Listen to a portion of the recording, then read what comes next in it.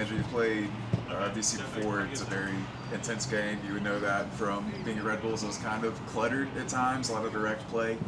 What's it like going up against DC United? Yeah, we know they're going to bring a lot of energy. They like to play direct. They like to transition moments, up and down type of game. So it's definitely going to be a battle, and we've prepared for it all week. So I think it's going to be a good challenge for us. As a fullback, how do you kind of keep yourself in check and make sure that you don't get maybe too far forward because they're going to try to hit in the transition moments pretty heavily, I think, right? Yeah, of course. I think it's a balance, right, of making sure I'm good defensively, but also getting into the attack and making them think about their defensive moments. For me, I'm always going to get up and down. I'm always going to try to push my defender as much as I can, and hopefully I win that challenge on Saturday. Coming out of the Montreal game, is there anything you guys specifically focused on as a team during this break, when you have a little bit more time to flush things out on the training ground? Yeah, I think, in that game it was interesting with what went on, right? But I thought, for the most part we did pretty well, especially, the first 20 minutes. And then we just had a couple lapses and, mental breakdowns, but for the most part I thought it was a pretty decent game. Even when we went down to 10 men, we were still controlling most of the game, creating the chances. And for me, just to battle back from 3-1 down, 10 men, it shows a lot of fight and determination in the team, and I think that's going to help us a lot in this season. How exciting is it for you to get guys kind of back in the lineup? Obviously, Marcelino came into the starting lineup in that Montreal game, and then we're seeing Thiago, get more playing time, get more familiar. Does that kind of give you guys a boost, knowing that you've got this kind of quality still coming in? Yeah, of course. I think, Marcelino, Thiago, all those guys are difference makers on any team in the league. So for me to have those guys in front of me that I can pass to, and I know that they're going to probably create something special at least 2 or 3 times a game, it's really encouraging, and it just makes me more confident to play, and do my job even better, and then that way they can, put them in the best positions possible. You guys obviously have a pretty good sample size right now of the beginning of the season. Where do you feel like you're at as you head into April? Yeah, I think it's been good so far. I think there's been some challenges, obviously, in the first 4 games with injuries, with the way the games have gone. But, in any season, it's a long season, and you just got to grow into it day by day, week by week, game by game. And I think every day, every week, we're getting better and better. I think we're going to be a top team in this league. So thinking about it right, you'll be matched up against Julian Gressel. What do you think of him as a player, and how do you kind of keep him quiet, especially from playing those early crosses that he seems to be so dangerous with? Yeah, I've played against him a couple times. He's a great player in the league. He's a difference maker with his crosses and everything. So for me, I'm just going to try to, not let him get any crosses, and also make him work defensively, because I think I can beat him with my pace and get him behind and hopefully create some chances of my own. Andrew, the team plays really well at Mercedes-Benz Stadium. How can you translate that success to these road matches? Yeah, I think, it's always different when you play at home. You got the crowd, especially in Atlanta, you got the crowd behind you of, 70,000 people on any given game. But to be a top team in the league, you got to win away. So we have to take that same mentality and confidence we have going in Atlanta games to now go to DC and win the games. And I think that's just it takes a little bit more focus, a little more determination, and a little more fight when you're going on the road in some of these matches. But if we want to reach our goals and we want to be one of the best teams in the league, we have to get points away, and we got to start this weekend. Any other questions for Andrew? All right. Thank you. Appreciate it. Coach, buenos días. Buenos días. ¿Ya más que listos, preparados para enfrentar este partido con DC United este fin de semana? Sí, listos. La verdad es que ha sido una espera larga, se han hecho largas estas 2 semanas. Obviamente nos ha permitido trabajar en nosotros, en mejorar, en tratar de regresar a lo que estábamos haciendo y creo que el equipo está listo. ¿Cuál sería la clave para enfrentar a DC United, considerando que tiene jugadores importantes en la media cancha? ¿Cómo lo considerarías tú?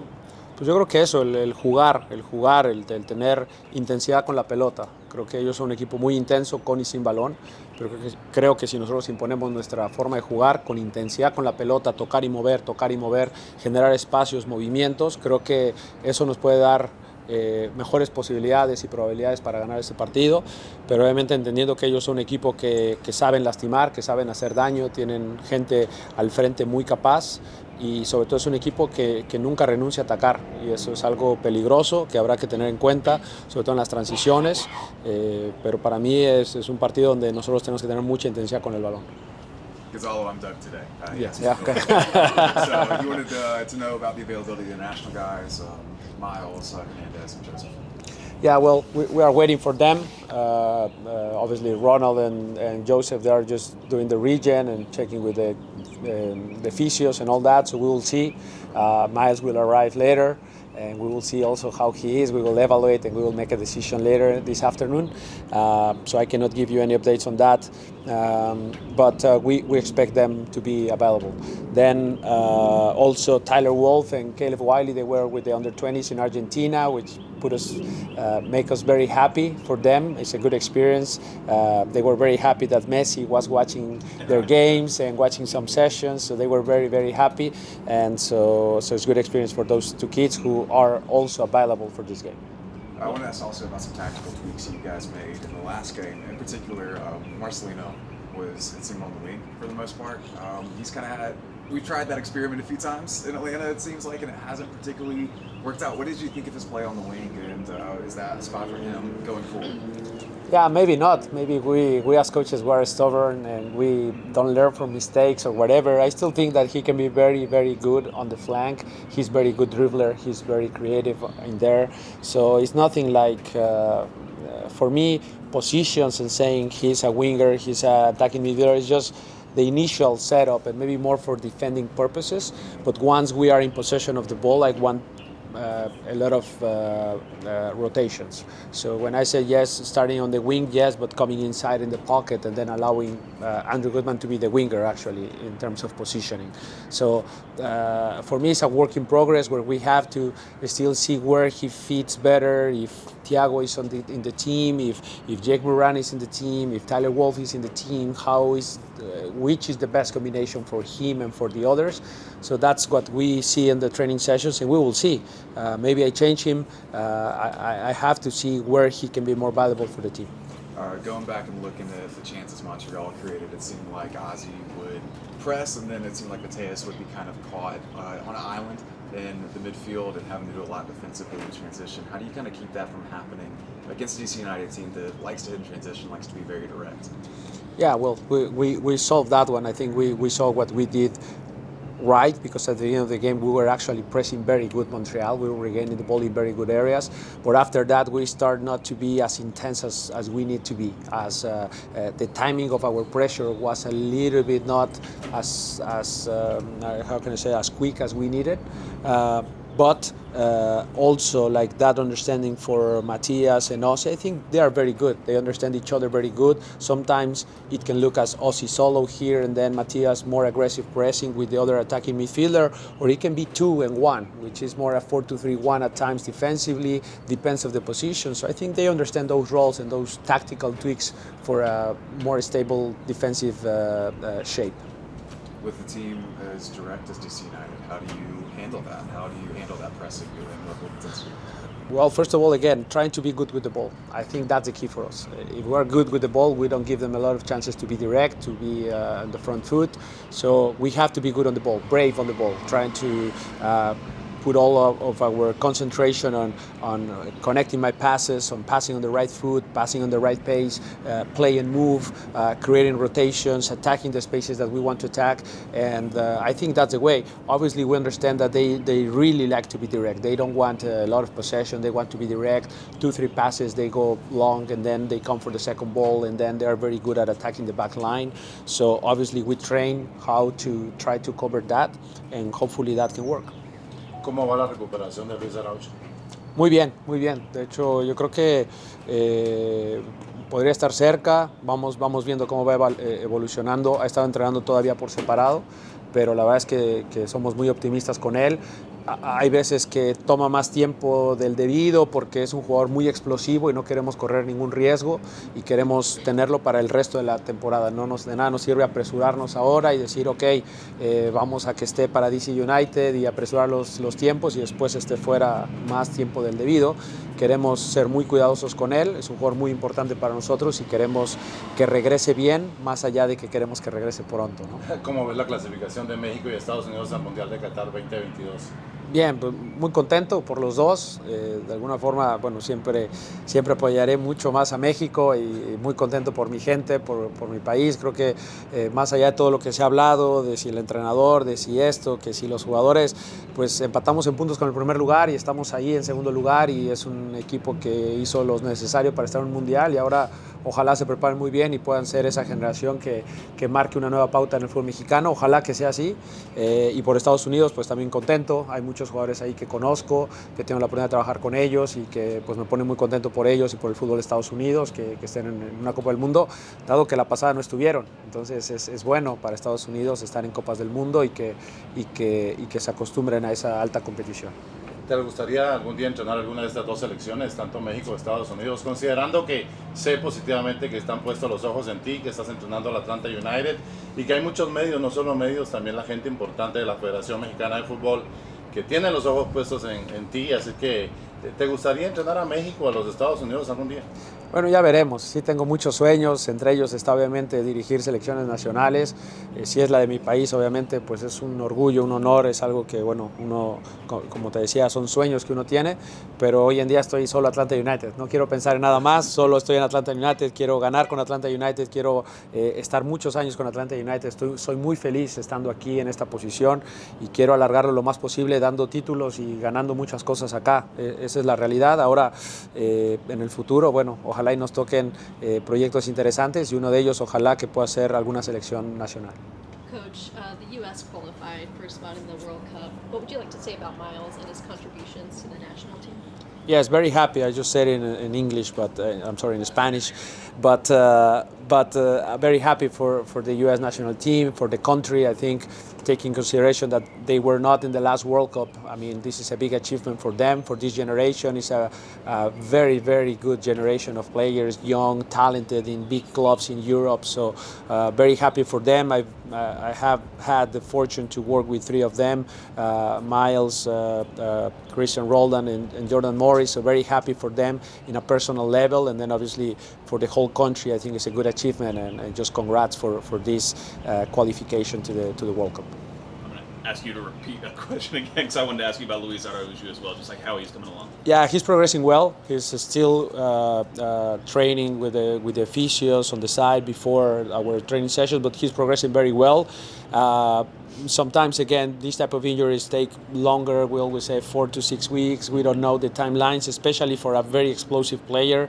Muscular injuries it's pivotal that we don't rush the decision to go to the next phase when we don't feel comfortable with his progression. So it's taking a little bit longer than maybe we expected at the beginning, but it's the best for Luis Araujo in the future and the long term. We want him to be back in a good shape rather than being back soon. So we are just trying to make sure that his recovery is good. So happy that he's progressing well in the last few weeks. Speaking of some longer-term recoveries, Emerson has been back in training. How long do you think he is out, or is there a timetable for getting him involved in games? We will see. I think those type of injuries, ACLs and all that, is hard to predict because it takes a lot to come back from a super long period of time of inactivity, of surgeries, and it's also obviously the physical part, but the mental part of it, and coming back to regular training sessions and the integration to a high level. So it's not easy for the body, for the knee. So again, it's for me it's more up to his progression and how he's feeling comfortable with his knee and comfortable with his movement, free. And again, no rush on him, no rush at all. We wait, we are going to be patient with him. And when he feels ready, when he feels powerful, when he feels that he can do everything he used to do, then he will be available for us. So no rush. We're very happy what we are seeing on the soccer side with him. That's something that motivates the coaching staff. Every time we rate the players, every day we rate the players, he's normally one of the highest because his technical ability, the way he connects passes, he's a great connector. He has a lot of football into his body. So we love that about him. We are just waiting patiently for him to be completely reintegrated to the team. Also, just wanted to try to get some information from you about Caleb and Tyler, who were in that session, that trip that you talked about, because there wasn't much made publicly about their. Do you know how many minutes they got or how much game time they got while they were away? Yeah, not exactly the number of minutes, but Caleb has started both games, Okay. and Tyler played the other two, and yes, very happy for those two. Those are, again, I always say this: kudos to the academies. Our academies are producing players, very good quality players. I mean, you've seen what Caleb can do on the field, already scoring a goal in his debut. Potentially being part of that under-20s World Cup qualifying, I think is very good. Tyler is the same; he's in the same caliber. There, many years already training with the first team. I think it's good for the franchise, for the club, having youth players coming from the bottom. And then what I love about that is that they feel the jersey a little bit more. They really love Atlanta United's jersey. The black, red, and gold is for them, is their lives, and that's something that for me is very important, because that's passion. That's they fight more for this club than for anyone else, and that's something that I'm very happy that the academies are doing great. They are producing a lot of players. It's our job as first team coaches to put them there and to give them the opportunities to be successful. And on that note, I also wanted to ask you about Noah Cobb, who you obviously would have gotten a really good look at during the training camp, him coming to Mexico and everything. What have you seen from him, and did you have any were you pushing for him to kind of get this professional deal at all, or just what can you tell us about him? Yeah, we will see. I think Noah is a super talented center back. I think if you watch the games in Mexico, he was very good. He was very good against tough environment, against tough players. His physicality is very good, and obviously at his age, to be as physical as first team players is something good. He's doing something good. Obviously, we need to fill that with also the decision making in the build-ups and how he passes the ball, how's his positioning in the build-up, how's his breaking lines, how are his individual defending fundamentals like directional headers, jumping in there, pressing, footwork. All those little details are going to make him above the standard is what we're working with him. But again, he's doing very, very good, and we're very happy with his progression. Speaking of center backs, I wanted to ask if Alan Franco was 100%, and then what have you made of his play and George Campbell's play the first few games? Yes, Alan is back. He's been training the whole week. We are happy that what he felt in the middle of the game, it wasn't nothing major. He was in rehab the whole week, the whole last week, and now he reintegrated, so he's good. We know what we have with our center backs. We have very good center backs, I think. Miles, national team caliber center back, very solid there with Zimmerman. I mean, I noticed the stats about that pair is very good, and I think that every time Miles goes to the national team, he comes back with that experience of facing higher level players, and he comes a bit more confident, so it's very good. George, I think he's very good. He's been playing fantastically in Colorado. He did a great job as a center mid. He's a physical, strong, powerful center back who's getting better on the ball, and obviously Alan Franco, who's for me also a top quality center back.